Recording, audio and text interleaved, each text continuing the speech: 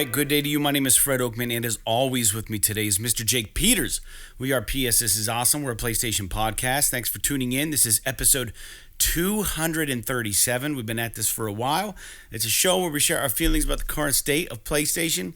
But before we get on with the show, I want to invite you all to subscribe to our channel on YouTube. You can go to youtube.com/PS This Is Awesome. You can visit us on Twitter at PS This Is Awesome.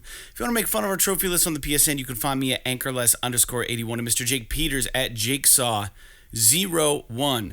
And as always, you can write the show at psthisisawesome@gmail.com. And most importantly, don't forget to share the show with your friends. And make sure you leave comments and rate our show as you see fit. And as a reminder, we do have a video podcast. What you're listening to now is a video podcast, and you can check that out on our YouTube channel. We take a lot of time uploading that, and we have been starting to separate it by chapters and by topic.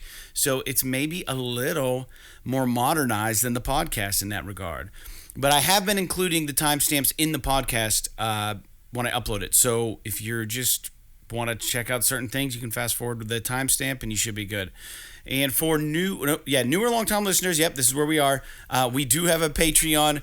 You can support our podcast for $1 a month. And the tier is called the One and Only $1 Club. You can join our club. You can head to patreon.com/PS This Is Awesome, and you can be a $1 patron. And then in exchange for that, we will send you a free die-cut vinyl sticker that looks like this, and we'll give you a shout-out on our show. And I did get confirmation from Mr. Sean Roberts that he hasn't been gaming very much, but he still is enjoying the podcast, and he got his sticker, and he thanked us, Jake. So happy to have you have our sticker, Sean. So I appreciate you letting me know it made it you safe and sound. And with that out of the way, Jake, how are you doing this evening? So we played a show today, which was fun. It was nice. It was. It was early, and it was a shorter set, which I always appreciate. So I had time to come home and mow, and I got about 2/3 of the yard done and ran out of gas. Oh, yeah. Ran out of fuel in my mower. So I had to run into town and get fuel, and by the time I got back, it was getting dark. So my yard is 2/3 mowed right now. It's a start. Not that that's really a problem. It's just annoying. It's if I had had that extra half hour, I could have finished it. Now I have to hope that it doesn't rain too bad tomorrow so I can finish it. Otherwise, I'm going to have to try to even it all out and all kinds of dumb shit because it's going to start growing again. It'd be like if you were getting a haircut and then the barber's bzzz, the buzzers stopped working halfway through, 2/3 of the way through. And come back tomorrow. Yeah, you can always get it cut tomorrow, but I mean, that would kind of suck, right? Yeah, it's just, I know it's not that big of a deal. People driving by probably hardly notice, but I notice. Actually, they probably notice more because they could see the parts that are cut and the parts that are not. Yeah. But as a man who appreciates a well-groomed lawn, it is very frustrating, personally. But other than that, I'm doing pretty good. Good. Yeah, I admit that was a nice. I did to play an hour concert. We played at Conneaut Lake Park in Conneaut Lake, Pennsylvania. For the listeners who are unfamiliar, it's a really, really old amusement park, and it's just gone through. It's always in the news because none of the rides are working. They lost all their funding. Modern times have hit, and the wooden roller coaster, the Blue Streak, which was burnt down by mistake, just got totaled recently. But I was happy to see, if you guys look up, there's a ride called the Devil's Den, and it's probably one of the most gnarly. They were called I think dark rides, which were rides where like roller coasters in the dark or something But they're fun houses. It's like a fun house, like a mini roller coaster in. Not like a huge roller coaster. It's like this building, and they find out how many ways they can just turn the track in on itself and make it seem like you're going all over the place because you can't see where you're going. Every once in a while, a light would flash, and you'd be like a ghost on the wall, and it's just kind of cool. The Devil's Den. It was notorious for what they called the gum wall, and as kids, you would get in the Devil's Den. and you'd sit in this cart, and it was all gravity. There was one belt that would pull you up, but the rest of the ride, the whole thing is just gravity. So it kind of, there was nothing to move the cart. So those were becoming, I should have maybe talked about this a little bit while we were hanging out, but those are actually becoming very, very rare. Because like, let's say like you won like a stuffed animal, right, at like one of the prize areas in the carnivore or the park, and you drop the stuffed animal in the dark, and there's another car coming. If they hit that stuffed animal, it stops their cart, and there's no way to get it moving again without getting out and pushing it. So if they send another cart through, your chances of getting rear-ended by another cart are like pretty high. So. Do you remember when we were kids and they used to, when it would get stuck, they would literally send empty cars in? Yeah. To like push the ones that got stuck. Yeah. They'd like let the people get out, let them walk and out, they'd send empty and then they would carts in. send empty cars in to like have them push. They're just like a two two-person cart, like a little mini mining cart, but you sit in it and it'll mess up your neck and dude, but I love that ride, and I was happy to see it. I posted a picture on my Instagram. I was super happy to see that they didn't bulldoze it. So the building is still there, and it looks like it's pretty much intact. Looks like they're working on it. Yeah. So the gum wall. Back to that. Yeah, right. The gum wall was you'd get in the cart, and then it was just like a local thing that everybody did. Is you would take this wad of gum out of your mouth and just stick it on the wall, and like, dude. There was so much gum, it was so disgusting, but it became like its own thing, right? So, yeah, dude, I don't know. I hope they leave it, but with COVID and stuff, there's no way they're gonna leave the gum wall up. None of the rides are working. I don't know. They had the carousel. They could just freaking like shellac it or something. They should just shellac it and frame it. Yeah, just because it's a part of history. You know what I mean? Like it really is. I mean, I'm sure that I would say probably a good majority of our listeners may be local or familiar at least with it, nearby us.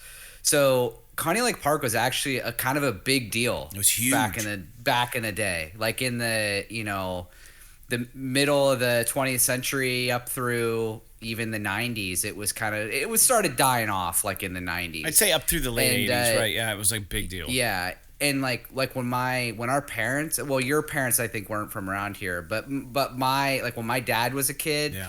They used to go there all the time. They had this, and Troy was talking about it today. They had this thing called the Hellhole, which was like the Gravitron, where you get in there and it like whips you around, so you're stuck to the wall, and they drop the floor out from underneath you. The Blue Streak was, before it burned down, it was the oldest wooden coaster in the world or North America or something like that. Yeah. But it was like, I rode it. The last time I rode it was right after I graduated high school, and it was fucking death trap. I can't believe that they kept this thing running, but it was like, if you've ever ridden a really old wooden coaster, they beat the shit out of you. Like it wasn't smooth like these new steel coasters and stuff. Back left and right. Like you're constantly banging back and forth against your buddies, against the cart wall. Kind of adds to the fun if you can deal with it, but it does. But the thing that they've been doing recently is the Ghost. They call it Ghost Lake. Conneaut Lake Park is on Conneaut Lake. Like it literally is on the lake, and there's an old hotel there that's supposedly haunted. So they would do this thing every year called Ghost Lake, where they would have, what was it called, like the 7 layers of fear, or whatever the fuck it was. Yeah. Where they would have like, because there's all these buildings between, the rides and the lake or whatever, other buildings that like the park owned, and then the hotel and everything. They would have all these different haunted houses that you would just go around and you would walk through all of them, and it was crazy. Like people loved it, and I hope that they kind of bring it back a little bit. I was thinking a little bit about this today. Like, how cool would it be if they did a fucking Halloween concert? Like during they need to Layers of Fear, or like something like that. It would be so cool to go out and play, and like all the bands can dress up, and then you get your fog machines and shit out now. Like I don't like, sometimes we play when someone else is doing sound for us, and they'll have a fucking fog machine on stage, and it's like 4:00 in the afternoon. I'm like, bro, just chill. Someone bought the fog machine and never got to use it, and they're like, oh dude, we get to use it today.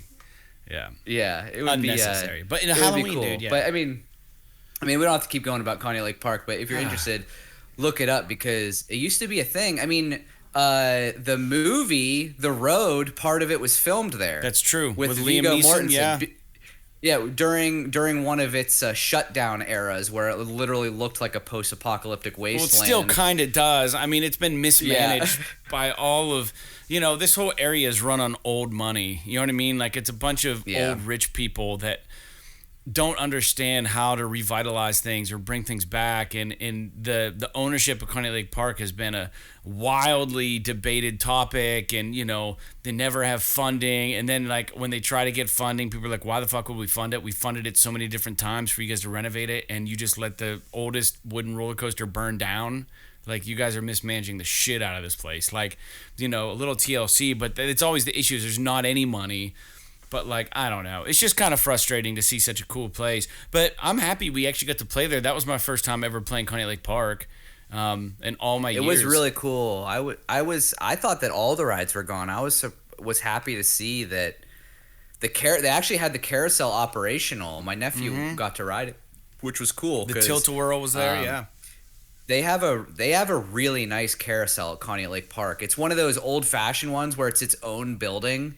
And like you go inside of it, and it's not like one of those fair rides where it's like just the carousel and it like just goes around in a circle. It like has its own building, and the thing is inside of it. It's really cool, really sick. Yeah, it has the music and everything. Like we were it was funny when we were playing. You could hear the fucking carousel music like right behind us between songs because it was going off. So yeah, we can talk about games now. I just thought it was kind of cool that we played that show today. Yeah, I'm kind of bummed that we didn't get picked to play during the weekend, but like Saturday, that would have been awesome. Yeah, it would have been a little bit busier, but if I'm being honest, I think they might have wanted us to, but I was already booked. So I was like, we still want to do it, and he's like, well, you guys can play Friday, and I was like, all right, that works.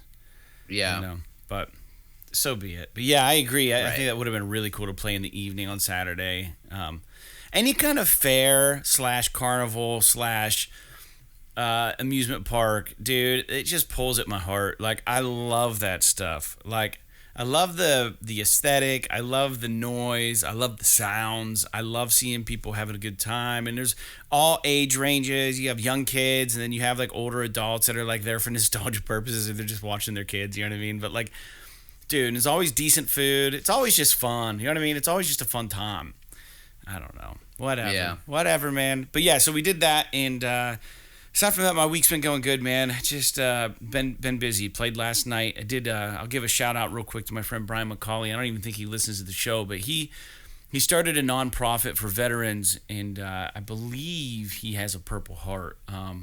He doesn't talk much about it, but he suffered some injuries in the war, and he came back, and he's doing well, and he got his pilot license, and he's younger than me, and he's started a nonprofit called Flying for Veterans, and he just wants to set up a program locally where he can get veterans in the air. He can fly them different places. He's got 2 pilots now, and they're currently just renting planes. They can do medical flights or non-medical flights. So like if you just want to go up and see Lake Erie, or if you just want to go to Pittsburgh for whatever reason, like they're trying to do this for veterans, which is a really cool thing. But he was trying to raise money for this thing he's doing. They were raffling off free plane rides. And I went and played the Erie Ale House last night. So if you're interested in that, I think he's got a website. It's called flyingforveterans.com is what I think it is. And I think he's actively trying to get donations. But you guys know how it is to get anything off the ground when you don't have a lot of money. You can have the greatest idea in the world, but it takes money to make it happen. Especially planes, renting planes and fueling planes and maintaining them is incredibly expensive.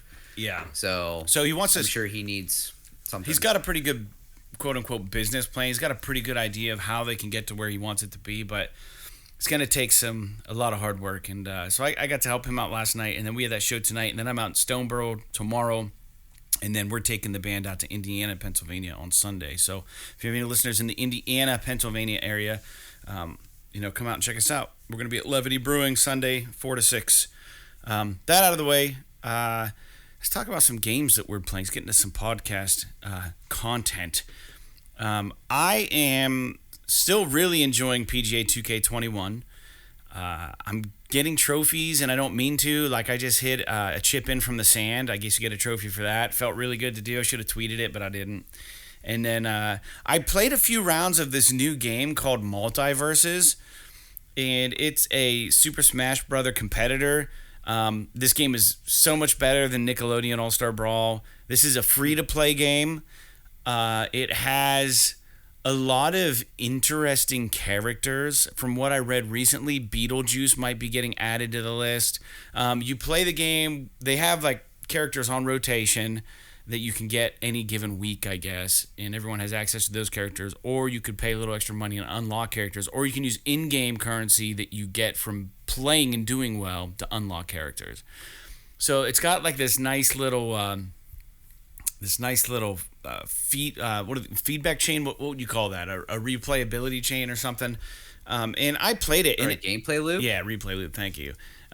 Yes, I'm so tired, man. But yeah, so the game is really, really, really awesome compared to all of the other games that I've played like this. And right now, I believe the roster has some pretty cool characters. Right now, it has Rick from Rick and Morty.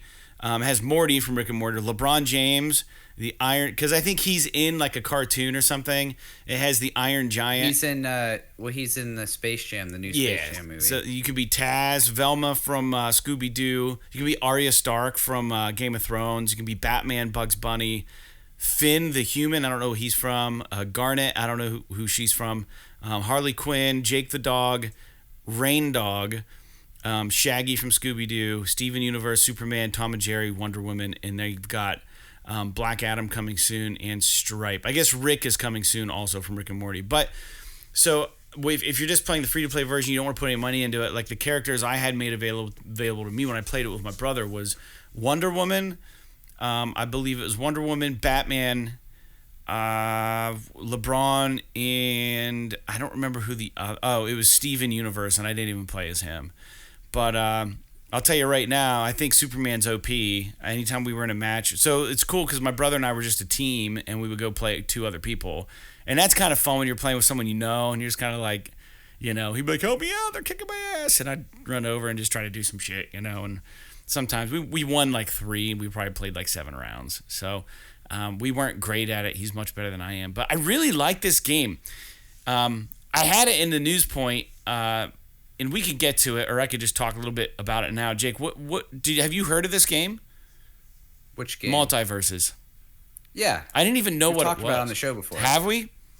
Yeah. I don't even remember talking about it. It's free. Has it always been free to play? When did it come out? Yeah, just recently. Yeah. All right. It's gonna be huge. It's like it's beating Elden Ring on downloads right now. Like it's blowing the fart up. So if they keep supporting it, yeah. Yeah. But anyways, Jake, what have you been playing, man? I'm still playing Cyberpunk. I mean, that's probably what I'm gonna be playing for a while. I'm like, maybe 16 or 17 hours into it. Mm-hmm. I really like it. I'm getting used to the shooting a little bit more. Mm-hmm. I've been just hoarding skill points because I couldn't decide how I wanted to build my character. And I know that you can reset your skill points, but I don't know that you can reset your character attributes. So there's like the 5 different character attributes, like body, intelligence, technical, I don't know, there's a couple more, whatever, which are like your basic like character stats. And then underneath each one of those, there's like a skill tree that you can spend skill points on. And I know that I can reset the skill points to unlock if I want to redo my skill tree or whatever. But as far as like the base character stats, it doesn't say anywhere that I can reset that. So I've been really like kind of hoarding shit until I figured out what I wanted to do. And I think what I'm going to do is I'm basically going to do a quick hack build with also like rifles and blades. So like I want to be able to use, I always like to be able to fall back on like an assault rifle or an SMG or something like that if I need to. But I love the idea of being able to play with they actually did a lot of work with the blades in this game, making the combat kind of Witcher-esque, in which you can like, there's like dodge mechanics and stuff. Even though it's in first person, you would think that wouldn't work very well, but it works okay. And then they have skill trees built around it that make it actually feasible for you to just run into a gunfight with a knife, literally. So, which is kind of cool. The quick hack thing, I wanted to do because it's so unique to Cyberpunk. Yeah. And I kind of wanted to experience that. And then I'm dumping like my extra points into essentially just the stuff that I normally do, which is like health and stealth. So I've been kind of working on that. I've been doing side quests and main story at the same time, so I'm not like super far in the main story, but I've been enjoying it. I do feel like the game is finally starting to ramp up for me, which is like, this is one of the things that I would say to me at this point in my life is a negative about games like this, is that, and I think I mentioned it a little bit on the last episode, I absolutely hate how much shit they inundate you with when you start the game. Like, it literally, they just, like, The Witcher was really bad about it when you would open the map right after you started the game, and there's literally 5,000 check marks on the map of, like, things you can do. And if you have any amount of OCD to you whatsoever, it's just overwhelming. And you don't feel like you ever, if you do a little bit of this type of side quest, do a little bit of that type of side quest, do a little main story mission, all of a sudden you've been playing for 20 hours and you haven't hardly progressed in the game at all. Because you've been just running around doing stuff. And I've been spending, and the thing about Cyberpunk is you can spend a lot of time I spend a lot of time literally just reading and looking at like my character There's a lot sheet. of text in this game, for sure. So I think I'm finally getting into the groove of it to the point where I can sort of speed through a lot of that stuff. Like I kind of know what I want to do now, and I can kind of, like, I spent this morning, or last night, I think, I spent like half hour just reading what all of the different skills in the skill tree are. Yeah. So I could try and figure out like what path I want to go with. Yeah, right. Because I tried to read like, fun character builds on the internet, but I hate those types of articles because, like, yeah, you can follow this guide and build this specific type of character, but a lot of times it's like a character design that I really like, or play style that I really don't want to go for, or I do like want to figure it out on my own, but it's just a lot to absorb and sort of do the math on, I guess. I agree. But overall, I'm really liking it. I love Night City. I love the atmosphere and the aesthetic of the game.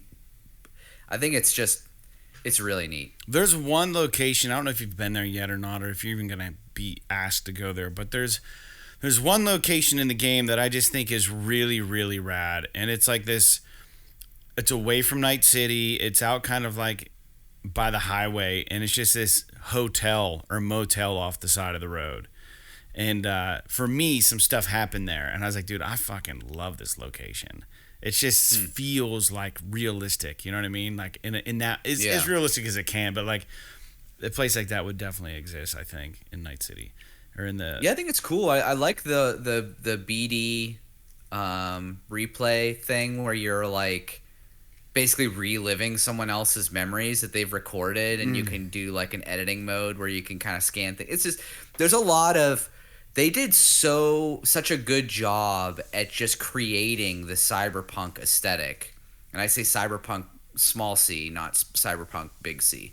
That like the game just feels, if someone was like, what should a cyberpunk game look like? I feel like this game is like literally the ideal of what most people would think had they never seen this game before. What should a cyberpunk game be like? And this is the aesthetic that they would go for. I think that they just really nailed that part of it. Yeah, they're really good I have been experiencing some bugs, which occasionally are immersion breaking, but none of them are game breaking. They're just like, you know, all of a sudden a guy will like freaking, you know, walk into a wall, or like just like weird just clipping shit like that will happen occasionally. Nothing really major, but you know, I hate to see, just based on what I've seen, it's not all the time, but it does happen often enough that I really hate to wonder what this game was like when it first launched. Yeah. Well, some people didn't experience any bugs, but I've been experiencing enough that I can feel like when it first came out, there was probably a lot more. Yeah, it got a lot of bad traction, but yeah, I think that that's one thing that CD Projekt Red does very well, is build out environments. Like in The Witcher, so believable. All those locations, just the little towns they make, and like just the little dialogues you're walking by and stuff, and they're really good at that, and they're really good at putting a lot of. Even though they didn't write the lore for either of these franchises, but they're good at peppering it in there just to keep you in that world. I don't know. All right, well, let's talk, Jake. I don't have a whole lot more to say about the game that we picked for this month for the PlayStation, whatever it's called, PlayStation Essentials. I mean, technically, next weekend would be the last. It's not this weekend, then? Correct. Well, then let's not talk about it then, because I would like to play it a little bit more. All right. Yeah. We're going to skip our Tony Hawk conversation till next week. Yeah. So if you haven't jumped on that train yet, each month Jake and I pick a game from the PlayStation Essential. Usually, always, it will be the same game, and we're going to play it, and we're going to talk about it. We've started Tony Hawk 1 and 2, which was the one of the PlayStation offerings this month. Although I do want to play that Yakuza game. But I don't know. I have so much shit I want to play. But anyways, we'll talk about Tony Hawk next episode. So with that being said and out of the way, let's get, Jake, to the news for this week. So this is what's really interesting. There was actually a lot of news stories that were relevant. It was a big news week. And I know it's late, and we already played a gig, but we're not going to rob the listeners of Game Talk. So let's get through this as efficiently, but also as well as we can. The first news point that I have is Days Gone is now reportedly getting a movie. So Sony is just churning this shit out. We know Uncharted came out, which is on Netflix now if you guys want to watch it. God of War is coming out. Horizon is coming out. The Last of Us is coming out on HBO. We're getting a Twisted Metal series, and we're getting Ghost of Tsushima, and now we're getting Days Gone. So it's super interesting when you look at the list that way. Push Square had a quick article on this, and I think they were citing another website, and I don't know what it was. You guys could go to Push Square and read their article, and they'll cite this thing. But apparently the script, in quotes, the script will be, in quotes, a love ballad to motorcycle movies, the bike being Deacon's sole form of transportation, his horse in this would-be modern-day Western. End quotes. Now, my first opinion is, I think this could actually be a better movie than it was a game. And I like the game, but I think there's something here. I think there's something here for a movie. For sure. It could be done right. The game had some little quips that I didn't like that took me out of the story. Like anytime a cutscene would happen, it would cut to black, and then it would just show you like this pre-rendered cutscene. You're like, fuck, like this doesn't feel right. It feels old. Yeah. But I think that the story was good. And I mean, shit, do they really need to even stick with the story of the game? You have Deacon, you have the protagonist, and I'm sure they'll probably visit his love interest and like his shit a little bit. And you haven't played this game yet, have you, Jake? I have not. Oh man. Well, I guess I don't know. I don't know if there's much else we can really talk about if you haven't played the game. But what do you think as far as this being an idea for a movie? I mean, it kind of makes sense. You know, my understanding is that the story was pretty generic, so I think that they could do almost anything they wanted with this movie. I mean, if it literally is just like, you know, starts out like the game starts out with, you know, Deacon's wife gets killed or whatever the fuck happens, you know, that's like, I don't know, Deacon St. 80% of all like bro action movies since the dawn of time. I mean, you think about like how many, like the Punisher and like all that. I mean, it's literally like the Punisher killed, but on a motorcycle. Yeah. Max Payne, his lady goes down. Yeah. Right. So I think that they could make a solid just popcorn action movie out of this pretty easily.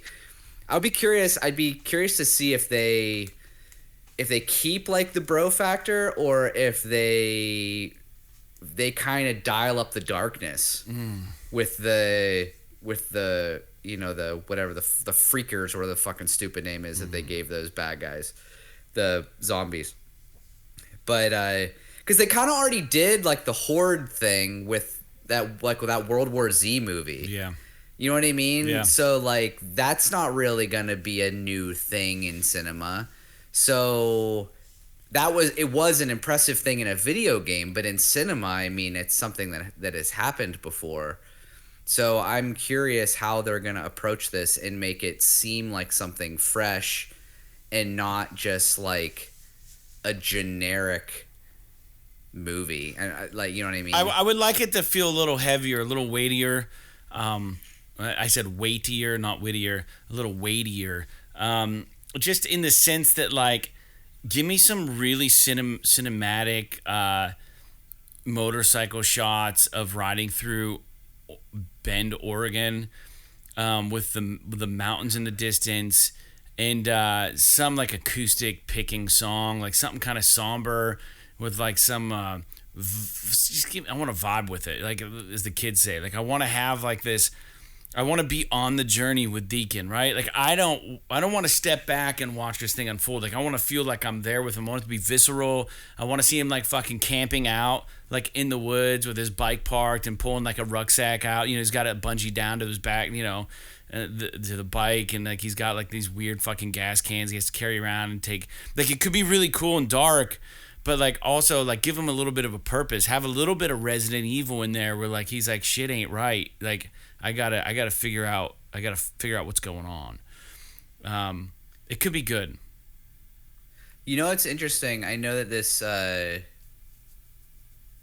isn't exactly what we're talking about, but Sarah and I last weekend or earlier this week I'd never seen the Guardians of the Galaxy movie. Oh, it's great. And I wanted to watch it because I'd played the game, and I'm going to go out there and say this may or may not be a hot take. The story of the video game, way better than the movie. The movie, in my opinion, is kind of like meh, but that could be because I already played the game. You got a and to approach, me, yeah. And to me, when you play and this will be interesting for all of these video game movies going forward that Sony's kind of pushing, is that like when you're familiar with, now to be fair, the Guardians of the Galaxy game does not tell the same story as the Guardians of the Galaxy movie with Chris Pratt. I'm not trying to tell the same story, right? But when the game takes literally 20 hours to develop the characters, develop the story, develop all this stuff, and you have agency over it in some capacity, right? With your gameplay. It seems like when I watch the Guardians of the Galaxy movie, it's like 2 hours and 15 minutes long, which ordinarily would seem like a long movie, but it seems like everything is rushed. All of the character development is rushed. Now, maybe like the newer ones, like the sequels, Volume 2 and Volume 3 or whatever, maybe because the origin story is already developed, like the rest of the story kind of is a little bit better. Personalities of the characters you connect with. Right, but like it was just so weird to see like in the game there'd be a conflict that would take hours to resolve in the story, and then in the movie all these characters hate each other, and then they get together, and then within 5 to 10 minutes all of a sudden they're best friends. And it's like, right, it's like one of those things where it just takes me out of it a little bit. I'm not saying it's a bad movie. It was still entertaining, but this is one of those things that I think people need to be careful what they wish for when you're talking about changing your favorite video game into a movie, in that, you know, it makes way more sense with TV. Like Last of Us, I'm less concerned about. If Last of Us was going to be a movie, I'd be super concerned because they're going to take They're going to have to cut really important content out of it to make it fit within a 2 or maybe even a 3-hour movie. But they're making a TV show out of it. Yeah. Something like The Witcher, where they developed that show over. Now, the TV show is more based on the book than the game. I know, blah, blah, blah. But they're taking, 10, 15 hours to explain the story, not over the course of multiple episodes, not just jamming it down your throat in a 2-hour movie theater experience. So I'll be curious. I mean, because we talked about Ghost of Tsushima last week. Mm-hmm. We're talking about this now. I think there's other ones that we've discussed in the past that they're doing. Yeah. Whether or not we talked about Uncharted quite a bit. Yeah, we talked about Uncharted, and I think Uncharted worked surprisingly well, although I do feel like it was a little bit rushed. Yeah. But I digress. All right. Well, fair enough. Let's get on to the next news topic, Jake. And this is interesting. I didn't know that this happened, but apparently Death Stranding is getting released on Xbox Games Pass. And the weird thing, really? Yeah. So the weird thing about this is there were a lot of things swirling around about this. So Sony has now come out officially and stated that they absolutely had nothing to do with the licensing of this game and the decision that was made. And they said that decision was solely made by 505 and Kojima Productions and to get it on Xbox. So it's a really strange partnership, truly. If Sony, because they went into this agreement with Kojima, right? Like they're involved with this. They helped fund this game, from what I understand, and they went into this agreement, but they literally had zero say or chose not to input on what platforms the game could be released on. So, and they're doing this with Bungie, right? They're doing this with Bungie. Their approach with Bungie is like, we're not going to tell them what to do. Well, this is a little bit different because Sony does not have the publishing rights for this game on anything but PlayStation. So 505 originally did, if I'm not mistaken, the publishing for this game on PC, and it's been out on PC for a while. And so it doesn't surprise me that they're also publishing the game on Xbox. But my guess is that the way that so it's a little bit different than the Bungie deal in that, like, Sony fully owns Bungie now. So, like, Sony, if a game is being released on any platform, Sony has a stake in it because they own the company. They have to approve that. Right, unlike Kojima Productions. But I imagine that the partnership with Kojima probably worked along the lines of, like, we'll help you get this game off the ground, we'll pay for a bunch of it, we'll even publish it on PlayStation, but if you want to port it or release it on other platforms, we're not paying for that. Somebody else has to. Right. And so that's probably where the 505 relationship comes in. And of course, Sony's not going to publish this game, especially a couple years ago. They're not going to publish this game on Xbox. So, I'm sure that Kojima probably in his deal basically got this put in there. He might say, like, yeah, we'll accept your money, and yeah, we're happy to release this at least initially exclusively on PlayStation, but if I want to be able to publish this game elsewhere, even if I've got to have somebody else fund it. Yeah. So I'm not super surprised about this, but it is definitely interesting that Sony felt the need to comment on it. Yeah. Probably because of all this recent shit with them kind of jawing back and forth about stuff. Well, there's a lot of rumors swirling on the internet, you know what I mean? And it's in the best interest of probably of any company to just be transparent about what decisions they made and what they didn't make and why. Maybe not necessarily get into the why of the matter, but, like, you know, if a rumor's swirling around that something happened because you allowed it or didn't allow it to happen, but you absolutely had no say in it whatsoever, I mean, I'd be like, yo, dude, like, that wasn't us. Just for the sake of transparency, we didn't have anything to do with that. You know what I mean? Just remove your name from that. Like, it's probably especially smart. if it's a shitty port or something. Right. Yeah. And, they're probably trying to not be involved with anything Microsoft related at the moment. So, moving forward, Jake, this is kind of interesting. I haven't played Star Wars Jedi Fallen Order, but we do know that a prequel for the game is being released next year in 2023, at least slated to release next year. It has been announced that a new digital novel has been announced that is going to bridge the gap between these two games. So if you like to read, it's coming out. The new digital novel has been announced. And, they kind of did something like this, but Dark Horse did this with comic books, like with The Last of Us. They did the Ellie and Riley stuff. American Dream? Yeah, American Dreams. It was called Good Memory. And then Uncharted had 4 comics, but I don't think it tied into any of the games. And then Tomb Raider, when they rebooted Tomb Raider, had comics. And I actually gave one away free on the show at one point. We drew a winner and sent one off. But I kind of like this. My take on it is why not add more story? Like if you feel the need, it's probably like the prequel is going to be fine on its own. It'll be fine if you've played the first game. But like if you want just a little extra fluff, you can get this digital novel or whatever. The digital novel is going to be titled Star Wars Battle Scars, and it already has a release date of March 7th, 2023, and it will feature our protagonist Cal Kestis on another adventure. So, and they went into detail about the adventure that he's going on, what the purpose of the novel is and the story, but since I haven't played the first one, I just figured it's just, you guys can figure it out if you want to look into it. Jake, do you have an opinion on this? I struggle so much with digital books and comic books and all of this. There's just something like if I'm not a big reader as it is, but part of the enjoyment for me of reading is having the physical object, the tangible that I'm reading thing, the book, let's just call it what it is. Something it's a book. About it. Yeah.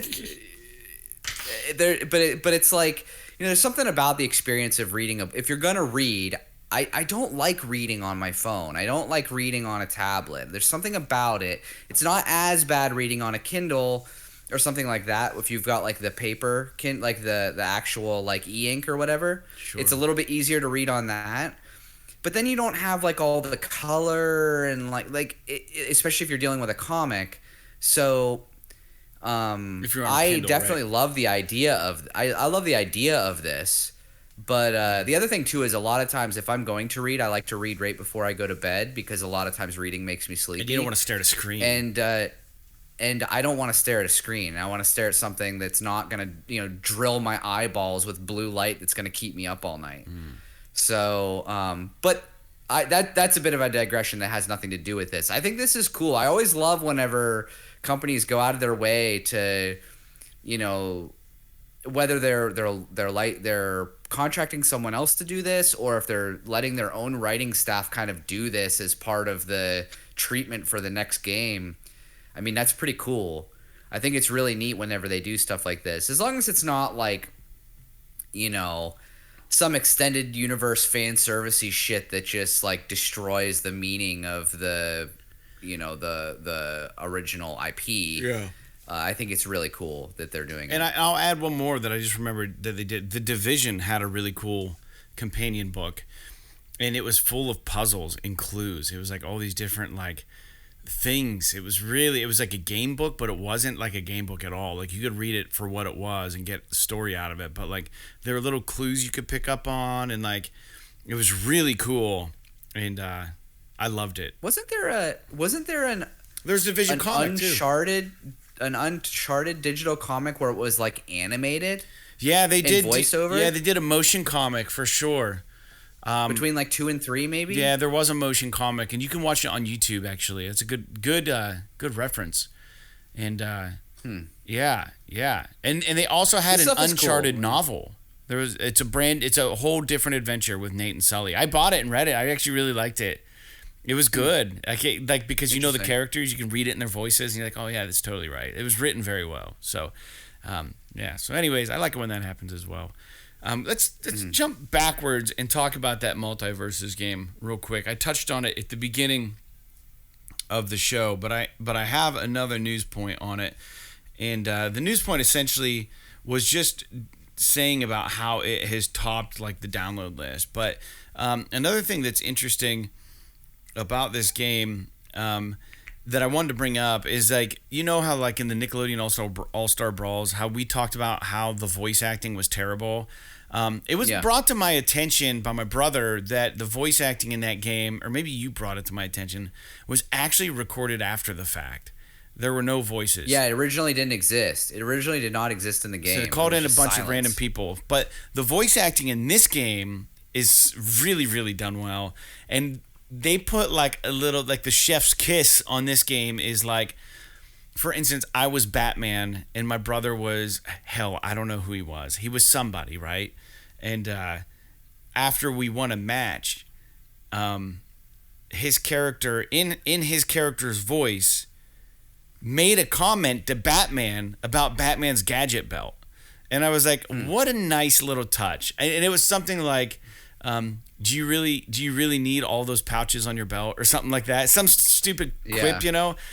But my brother's been playing a lot of this game, and he said that there is a lot of that back and forth between the characters, a lot of cool dialogue. So either they took notes from the Nickelodeon All-Star Brawl and all the pushback they got when there was no dialogue, and they're like, dude, if we're gonna do this, we're gonna do this right, or they just did it right to do it right. You know what I mean? But the game plays really well. I think WB just set out to make a better game. I mean, I don't think that they had maybe even had Nickelodeon targeted. I think they just wanted to make a good game, even though it's free to play and there's a stigma attached to that or whatever. Yeah. But that's really cool. That's really glad to hear. I'm really glad to hear that, and I hope that they keep supporting it and adding neat characters and stuff. I need to probably just try it out just to see what it's like, because it's free to download. Why the hell not? It's got a lot of traction. Funny cyberpunk story about voice acting. I did a mission this morning. Yeah. Where it was like this side quest, and this guy like gave me a sword as like my reward. Yeah. And he said something along the lines of like, here's this sword, and then he like paused and he was like, I hope it's payment enough or something like that. But like, you could tell that they lost some audio or forgot to record something. Yeah. Because it was like the guy's voice saying, here's this sword. And then like some totally random white dude in the office recorded on his fucking laptop, I hope you like it, or something like that. No. Just to complete the fucking line. It was so bizarre. I took a video of it. Maybe I'll try and see if I could figure out a way to upload it to our YouTube or something, because it was just so bizarre. Like, it's not one of those things where I'm like mad at the game. I think it's actually pretty funny. But like, you could tell that like this one little bit of dialogue in this huge game got lost, and so they just scrambled and grabbed fucking Joe from the janitor's closet and said like, go in the booth, we need you to record this one line. Can you say I hope you like it? He's like, I hope you like it. He's like, hold on, but that's honey, cool. I'm glad. I hope you like it. Is that good? Yeah. All right, cool. What do you want again? What do I need to get for groceries tonight? Yeah. So, but anyway, Multiverses, that's really neat. I'm glad to see that game is doing well. I think that it's really cool. I always am intrigued by these character platform fighters, but the only one that I ever really got into, besides like the original Super Smash Brothers on N64, was PlayStation All-Stars. I really liked PlayStation All-Stars. I know it didn't necessarily die on the vine, but it had a very short life. People didn't really gravitate towards it. But I mean, I platinumed that game, so obviously I liked it somehow. Wow. But I really enjoyed it, and I hope that this game kind of has the ability to, I mean, it's probably never going to surpass Smash Brothers, but if it at least has the ability to stay alive within the space, I mean, that's pretty impressive. It's got legs for sure right now. It's got legs. It's got legs. It knows how to use them. Is that ZZ Top? That's Top. Yeah. ZZ Top, right? All right. Well, sorry, listeners. Sorry you had to put up with that. I'm losing my voice at the moment. Anyways, let's move forward. The next news topic in the PlayStation universe happening this week. Ember Lab You guys know Ember Lab. I know you know Ember Lab because I did a takeaway video on their smash hit, Kena Bridge of Spirits. So they're behind Kena, and Kena is getting its 1 year anniversary, right? So Ember Lab comes out. They surprise everybody with some details regarding a really significant update for the game for its anniversary. The update is going to feature a new Game Plus mode. You're going to get new outfits, which are unlockable through new trial modes, and those trial modes are spirit trials. And I think those are essentially I think there's some defense things, and there's some other things that you can do within the spirit trials to unlock these outfits. In addition to those updates, there are charm stones, new ones being introduced to the game that you can go collect, and that will provide players with more options to fine-tune your abilities as Kena. And if you aren't sure how I felt about this game, a reminder, I did do that takeaway video on the game, and you can find it on our YouTube, and maybe I'll put it up on the Patreon site as well for our loyal listeners. Jake, any opinion on this? Did you play Kena? I can't remember if you played this game. No, I did not. Jesus. And I think the reason why I didn't, I'm sure I was playing something else at the time, which pulled me away, but I remember hearing, and you may have even mentioned this in your review, that the game is great, the presentation is amazing, but that, some of the boss battles can be a little bit kind of harrying. Really tough. They're almost like, Deus Ex kind of, where they're sort of a difficulty spike that maybe shouldn't be there. Yeah. It's a balance issue, I guess is a good way to say it. So I think it was very much intentional on their end, but yes, to me it felt like a balance issue. Yeah. Right. So, but I do have interest in revisiting this game, and maybe after this update, especially if I could get it on a sale, or maybe it'll even come to PS Plus at some point, in the the what do they call it, the fucking extra tier, whatever the hell it is. I would definitely be interested in trying extra. Yeah, I would definitely be interested in trying it out, just because the game looks so good visually, aesthetically. It looks so good. I liked it. So yeah. I'm glad to see that they're supporting it. Yeah, I almost this is their first game. Yeah, I almost forgot that it was a game, to be honest. I forgot, and I saw this article, and I was like, wow, that's really cool, actually. I'm going to talk about that. Moving on to the next point. At 52 minutes and 40 seconds on my watch, there's a game that I saw a trailer for. It's a horror game, but it's a game that is entering new horror game territory, in that it's called The Chant, and there's a trailer out for it, and it's a game in which you are coaxed into a cult, and your character is slowly discovering that they're in a cult. So it sounds fantastic. I think there's some supernatural aspects to it. I saw in the trailer, it looked like you were fighting monsters and stuff. So I don't know if that's mental, maybe hallucinations, or if it's actually gonna be crazy, devil worshipping cult, and then there's all these demons that come out. I don't know. But I don't know if you've seen, there's a movie called Midsommar. Have you ever seen that movie? I have not. I heard it's kind of spooky. It's messed up. And this game looks like it's on the trajectory of that movie. It's Midsommar is the movie. And it's essentially a couple, they're at college or something. They have a friend who lives in another country. And he's like, hey, my family's having this great get-together. We do it every year. It's a really big deal this year. I would like you to come, and I can introduce my family. And they're like, oh yeah, we're gonna go to Switzerland or wherever. And they go, and then shit's weird. Everybody's in white gowns, and it's all out in the open, and they're doing acid and doing crazy shit. And they're like, well, this is kind of strange, And then, oh, here's where you're gonna be staying. Really nice cabins. And then they get into some crazy shit, just some uncomfortable scenes. And then by the end of this movie, you're just what the fuck did I just watch? Did I just really watch this movie? It ends. I don't recommend it if you have children in the house. But it's I could see this game, the Chant, kind of going that route, and I love the idea of it because I don't think we've gotten a game where you are part of a cult, unbeknownst to you, and then you're wrapped into this shit. I don't know. It's a good idea. I'm watching I just watched the trailer, and it looks interesting. It doesn't really show kind of what the gameplay is really like, but just the like overall feel of it is very. It's very like, and maybe it's the look of the main character, but to me, it's very like it's got a little bit of that like Life is Strange kind of pizzazz to it, like maybe Life is Strange meets Control or something. Yeah. But I don't know what the gameplay is like. Like, it looks like there's some third-person action-y kind of shit going on. Yeah. But I've only watched the one trailer.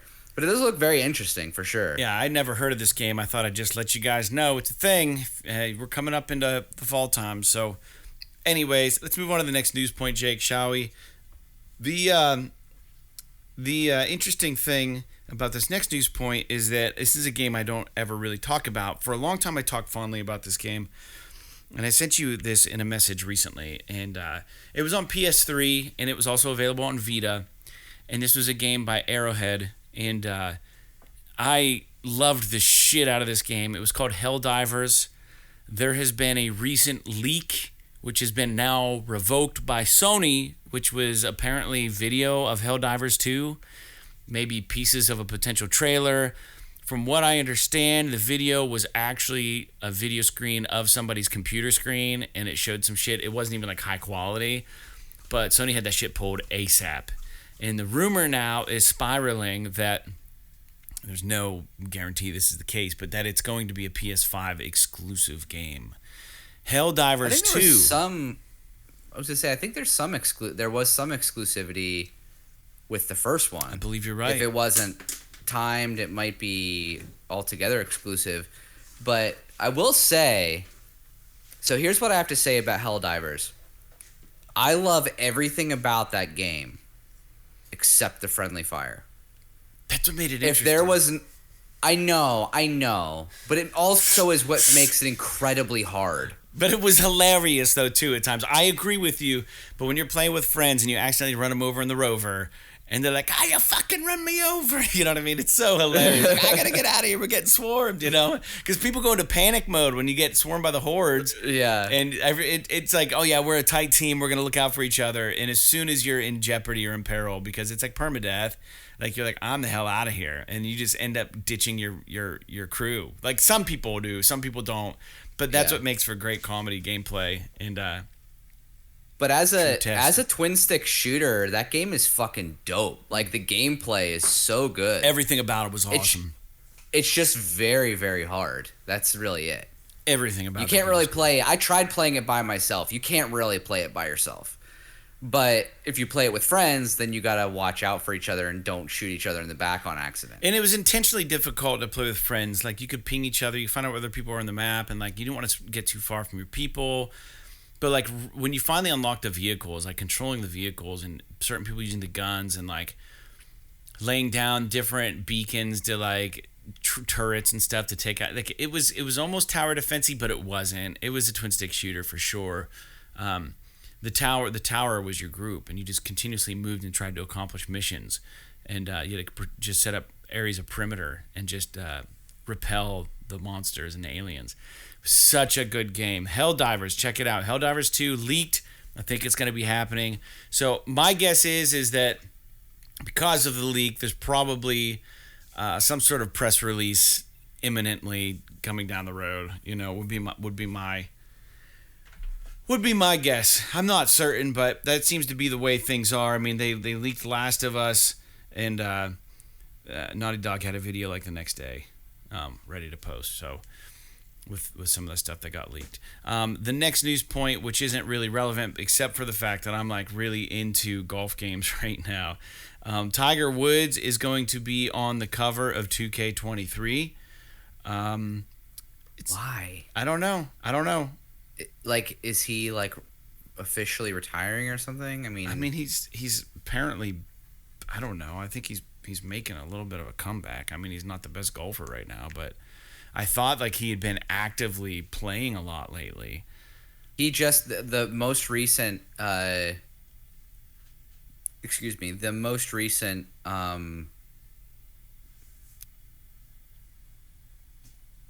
the most recent, I think, a major that he participated in, he didn't make the cut. Okay. Yeah. Which is like his first time in like forever. Which means it's time for us to just play him in a round of golf. I mean, either you're making the cut or you're not. You're one of them or one of us. Let's go play Tiger, dude. No, I'm kidding. He'd still kill us. I'm so bad at golf, dude. Anyways, so that's news point for the golfers out there. Anybody who cares. Usually it's a big announcement whenever an athlete gets announced for the cover of a game. And that's PGA 2K23, by the way. Moving forward. And the interesting thing about this next news point is I didn't realize how much Embracer Group owned. So they recently purchased Lord of the Rings IP, which is crazy. And they also purchased Tripwire Studios, who were the studio behind that Shark Attack game called Maneater that people liked. And Embracer Group now owns a megaton of studios. Not all the studios that they own actually are game developers, but they have a ton of properties. Did you realize how many studios that Embracer Group owns? Yeah, they own a shitload. It's like 60 or something like that studios. It's like something insane. I mean, I have a link to them, and I mean, a lot of them I've never heard of. But I guess it doesn't. They own Dark Horse Comics. I brought them up earlier. They own Dark Horse Entertainment, DECA Games, Embracer Free Mode. I don't know what that is. Middle Earth Enterprises is listed under their Limited Run Games is on there. That's a big one. Quantic Lab. I don't know, Gearbox. You know, they own Gearbox. Plyon, which is Deep Silver, which have a lot of cool, like Volition and stuff. They have a lot of cool AA games. In the past, you know, there's just so much. There's just so much that they own. Saber Interactive. Dude, I don't even know. Like Zen Studios, I think Zen Studios did the pinball games. They own THQ Nordic, who just had this huge press conference last week. We talked about that in the last episode. And, dude, it's just wild how much they own. And they just scooped up the Lord of the Rings IP. So I guess that could only mean that they're going to be probably working on some fucking Lord of the Rings games and shit. I haven't seen much about that Gollum game, really. But, I mean, I'm interested in that. But Embracer Group just scooped that up, dude. The IP for it, Lord of the Rings. So I'm guessing they're going to be putting out some shit. I guess. Well, they obtained Middle Earth Enterprises, which owns exclusive rights to. It says Wikipedia says the company owns worldwide exclusive rights to certain elements of J.R.R. Tolkien's two most famous literary works, The Hobbit and The Lord of the Rings. So, what all does that include? I think a lot of it is enough to basically be able to make a game. A lot of it's like, you know, the names of places, species, languages, shit like that, which is basically all that you need to make a game. Now, what it doesn't say in here, and obviously someone can please write in and correct me if I'm wrong, because I'm sort of reading this shit on the fly, is whether or not Middle-earth Enterprises owns exclusive rights over video game development. Because I'd be curious if WB can still make, like, Shadow of Mordor games and stuff. I don't know. I don't know either. That would be kind of interesting to know. Because it could be that WB got these rights to make the Shadow of Mordor games from this Middle-earth Enterprises, and now that Embracer owns them, they can do whatever they want with it, but they still have to honor whatever deals they have with the group that made the Shadow of Mordor game. I don't know. I don't know. It's interesting. All that licensing stuff. But Embracer is fucking enormous. Yeah. I don't understand how they're so big, but they are muy grande. Yeah, they're very, very large. I didn't realize it. I didn't realize how wide their arms reached. So, yeah, so that's very interesting. I don't really have an opinion on it. I just... they got a new Lord of the Rings series coming out, on HBO, or is it Netflix or Amazon Prime or whatever, the Power of the Rings or something. Right. The Rings of Power, I think is what it's called, or something. Yeah. So, I mean, it's probably good timing for Embracer to scoop that up and maybe be able to milk some of that if that does well. You know what I mean? Like, have a game out in 2 or 3 years, 4 years maybe, and then that thing takes off for 3 or 4 seasons, and then boom, you're in the money. Yeah, if they can make something off of it. I mean, to be clear, I don't think that this means that they own any of the Lord of the Rings games. No, but they just own one. The right. They just own the right to be able to make whatever they want with it. Now, could they take that license and lease it out to another company? Oh, probably. Yeah, I don't see why not. That's like subletting a license. Yeah, sure. But they own it now. It's their license, so they can do whatever the fuck they want with it. Yeah. I mean, I don't know that they could. I don't know that they could. Like I said, they don't own the game, so they couldn't, contract somebody to make a Shadow of Mordor game. But they can't make the Silmarillion. I don't think it's not possible. Owned by Middle Earth Games, so. Right. It's just, I believe it's just The Hobbit and The Lord of the Rings. I don't know. I mean, this is cool.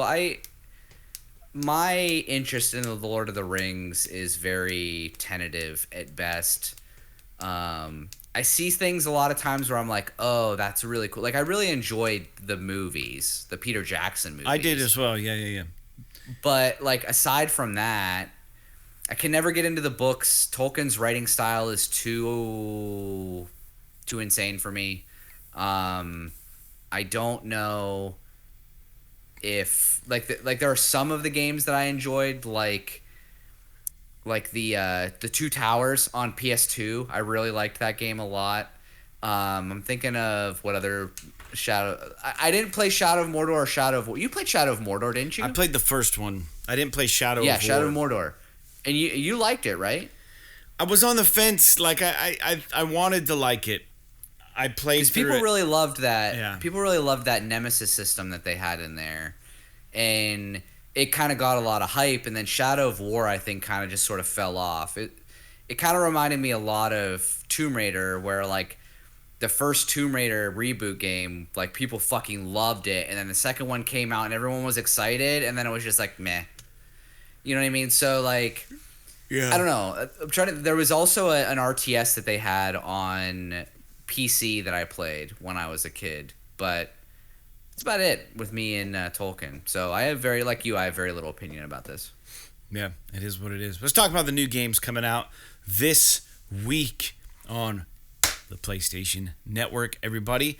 And what's interesting about this, that's my filler line now when I'm trying to timestamp this and trying to remember what the hell I'm doing here on my pad.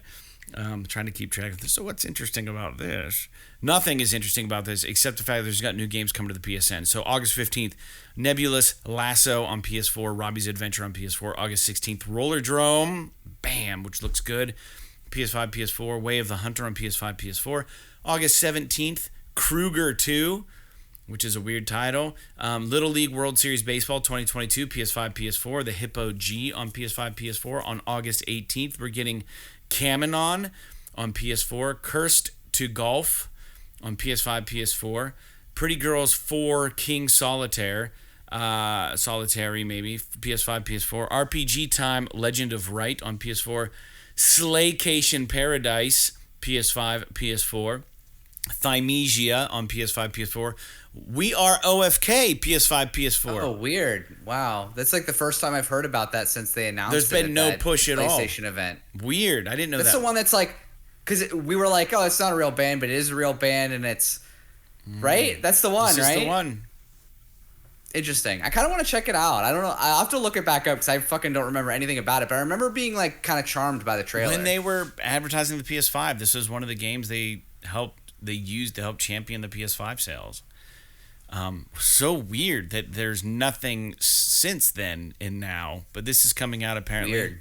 Yeah, we are OFK. Don't know if it's going to be good or not. August 19th, Arena of Tanks on PS5, PS4.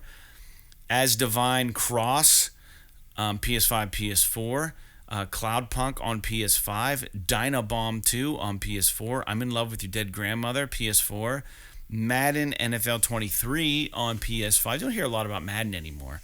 Ninja Fun, PS5, PS4, and The Jumping Kebab, which is going to be a bullshit game. It's going to be a trophyware game. Did I invent trophyware? Did I invent that title? I don't know, but it's a apt description. Yeah. You heard it here, folks. If I don't know if I invented it or not, but I love that maybe I invented that. I'm so proud of myself. So what does a Little League World Series baseball game look like? Yeah, what do the characters look like? Are they actual kids? There was a Little League. There's no fucking way. There's no way that they licensed the likenesses of real children. I mean, there's a way. I'm sure it didn't happen, but I mean, it could have happened. I don't know. That is a curiosity to me. 6 innings, right? They don't play a full 9. That's what's up. 6-inning games. So like you're not stuck on the couch playing a 9-inning baseball game. You do 6 innings. That's how they do it in the Little League. So right there's your selling point. Well, I will say that there's way too many games this week, but I'm actually like interested in playing Curse to Golf. I think it looks really cool.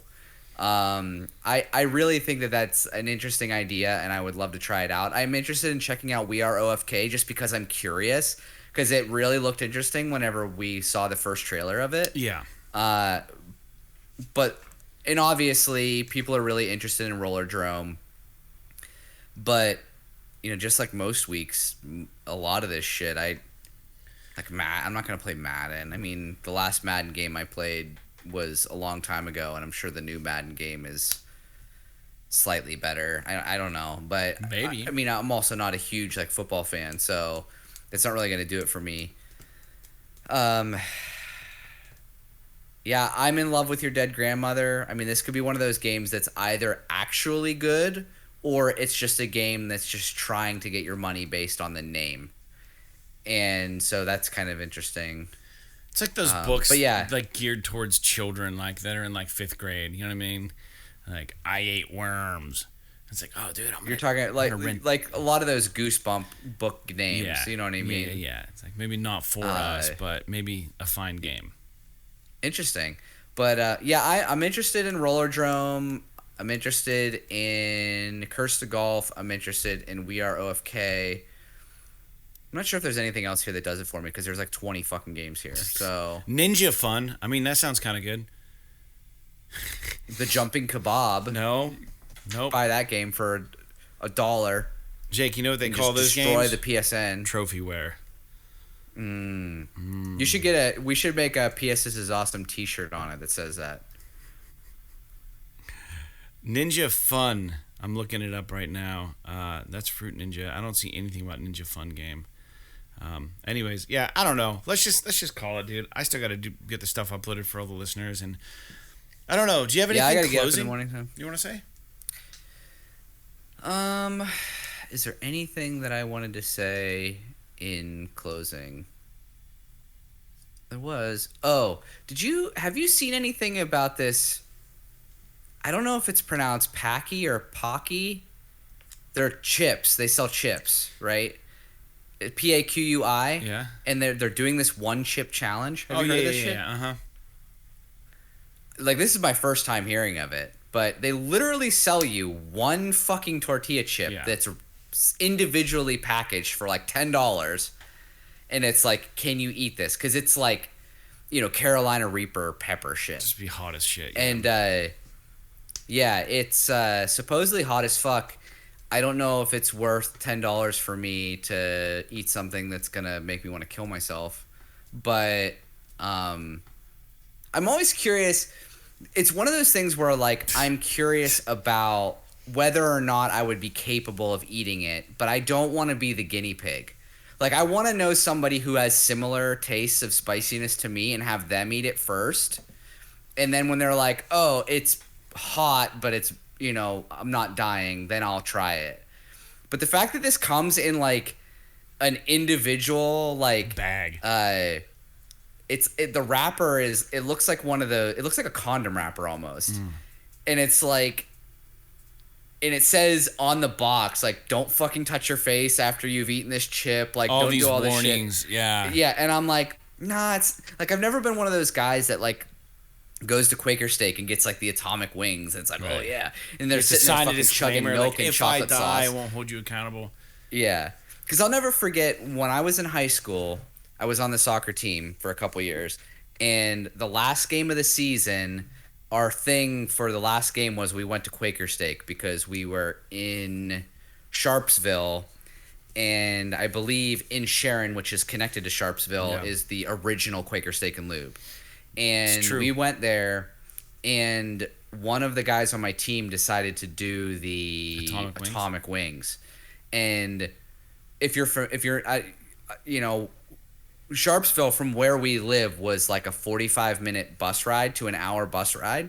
And this dude, and sorry if this is gross, on the bus puked on the fucking bus after eating these atomic wings. And so for the rest of the bus ride, everybody had their feet up because every time the bus would turn or go up and down a hill, this just puke would just go back and forth on the bus because like they had nothing to clean it up. It was disgusting. So like every time, and it's not uncommon for incredibly spicy food to disagree with people in that fashion. So I don't think this is for me, but I did have some ghost pepper salsa the other day. One of my coworkers had it. His mom got it for him from Colorado, and it's hot as fuck, man. Like it's one of those things where like you eat it and you're like, oh, it's okay, and then it just grows on you. Yeah. You know what I mean? I do know what you mean. I don't know if you're into. I don't know if you're like. I actually don't actually know this about you if you're into spicy food or not. But like, I have an interest in spiciness within the realm of reasonability. Like to me, it's like, oh, if you're, habanero or less, like you're fine, right? But like if you're talking about these special peppers that were genetically engineered to sear the lining of your stomach, like I don't know that I have any interest. Well, the weird thing, and this is quite the closing, but the weird thing about, first off, I do like spicy foods. I like it a lot, but I also have my limits. The weird thing about spicy foods is that like you can't really comprehend something being so hot that you can't handle it, like to the taste, not temperature hot, but like spicy hot, right? You're like, how could it possibly be that uncomfortable to eat a spicy food, right? And then when you have it, instantly you're like, oh shit, yeah, this is real. Like this is I didn't know my mouth could feel like this, right? Like it gets numb, it lingers. You can drink water, you can drink milk, whatever you want to do, eat bread, right? Your mouth just does not cool down, and it's just you just have to wait that shit out. There's no quick fix. Once you have it, it's in you, it's on you, and that's it. So, and this isn't even, so the closest I probably got to something like that, my friend Donnie made some salsas, and I believe he either did ghost pepper salsa or he did Carolina Reaper salsas. And he had one that was a little less on the Scoville scale, like a little less than the hotter one. I don't know which was which, but he's like, went over, we had dinner, me, him, and his wife, and we were just talking. And later that, Donnie and I were doing this movie series together. But first we had dinner together, and their son Everett, who's very, very young. But Donnie's like, hey, do you like hot sauce and salsa and stuff? I'm like, yeah, I kind of do. It might have been sauce. It might have been hot sauce, not salsa. And he made, I forget what kind of food he made, but he made something that would go well with like a hot sauce.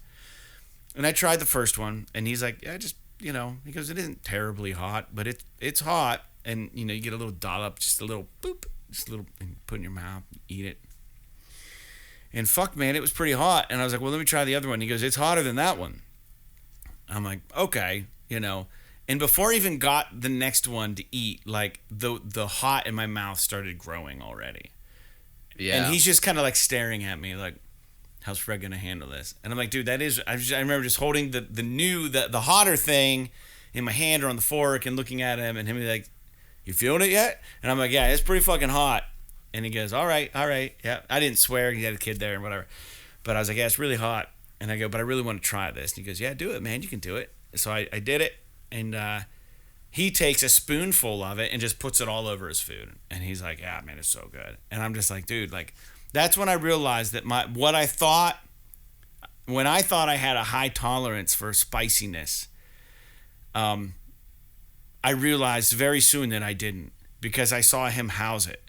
And I was just like, wow, you know. And then to piggyback on that story, Pringles had Hot Ones chips that they were in contract with that show Hot Ones, and they had these chips they were selling at Walmart. I bought 2 cans. They were really cheap, $1.50 a can. I was like, how hot can these be? And I took like a stack of like 7 or something, just put them in there. And I'm like, it's Pringles. It's not going to be that hot. My mouth went numb. It literally went numb for like 10 minutes. And I was like, wow. And I was like sweating. And I was like, I can't believe Pringles made a chip that hot. You know, I think it was like the red Pringles can, the Walmart exclusive or something.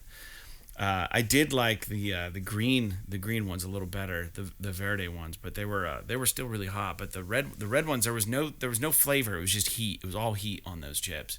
And if you stacked them, the spiciness stacked too. It was weird, but I don't know. That's all I got. You know what's funny? You know what's weird though is that like, and I know that we've kind of gone off on a tangent on this, but like, what's equally as confusing to me about people who can just eat that super super super spicy shit and not and be okay with it is the people that can't eat fucking anything spicy at all. Like nothing. Like right. Like you give them, like, you wave a jalapeno over their head and they fucking lay on the ground gagging because it's so hot. And it's or the like, mild Taco Bell sauce, which has no heat to it, but then it's like wince. Like, don't put that. It's too hot. It's spicy in the sense that it literally has a lot of spices in it. Yeah, right. You know what I mean? Like it's not heat. You know, like I have a guy that I work with that he can't tolerate anything above, you know, a little bit of a spicy banana pepper or something. And I'm just like, man, that is so weird. It is. Because like, you know, I enjoy a little bit of spiciness, but I'm not out here trying to, you know, flex on people eating these crazy peppers. A guy that I work with, you know him, Clamps, he bought when they first created the Carolina Reaper. Yeah. Because a lot of people don't know that all these super hot peppers are just habaneros that they've genetically engineered to be these insanely hot peppers. And so when they first created the Carolina Reaper, he ordered one, and it came in this little foil bag. And he just literally took the pepper and just bit it off, seeds and all, and just swallowed the whole thing. And it literally fucked him up physically. His stomach, his digestion, everything, for like a month. Yeah, that kid's out of control. His stomach was fucked up. Yeah. And he told me, we were talking about this. This was years ago. We were talking about it just recently.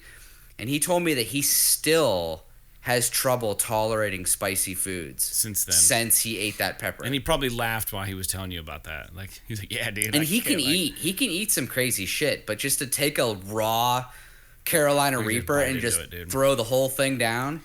That's just stupid. Man. I mean, and he is stupid in those regards. I love Clamps, but like he does a lot of dumb shit. But yeah, I hope he doesn't listen to our show. Well, even if you do, Clamps, I'm calling you out, man. You do a lot of dumb shit, but I love you. But yeah, man, I don't know. Like it's always a weird flex, but like for me, it's more of like I thought I knew the level of hot, right? Like it can only get so hot, right? Like that's how could it be hotter than what you can imagine it being hot as? So just to give the listener some context, if they're even still listening, the Carolina Reaper is, I mean, it varies, depending on the pepper, but upwards of 1,000 times more hot than a jalapeno. Yeah. According to the Scoville scale. I just want to look it up real quick because I knew it was insane. So, but that said, there you have it. Maybe we should end it. Let's wind it down, man. It's been a longer episode. We talked like for 15 minutes about hot foods, and let us know what you think. Do you prefer spicy foods? Do you like hot foods? If you're a patron of the show, write us on Patreon. Put a comment in the podcast. I post on there every week. Let us know. Write us on the YouTube channel if you want. We'll see it. We'll listen to it. We'll see what you got to say, and we'll talk about it on the show next episode. But thank you for tuning in to episode 237 of PS This Is Awesome. I hope you got some video game fix that you've been looking for from us. And we'll be back next time to talk about Tony Hawk 1 and 2 for the PlayStation Essentials Collection. And whatever news breaks, maybe we'll have more to talk about as far as Helldivers goes. Helldivers 2, that is. But until next time, stay gaming out there. Have a great day. Like Red Dead Redemption, Resident Evil 4, and Ride 4. P.S. P.S. This is awesome. Awesome.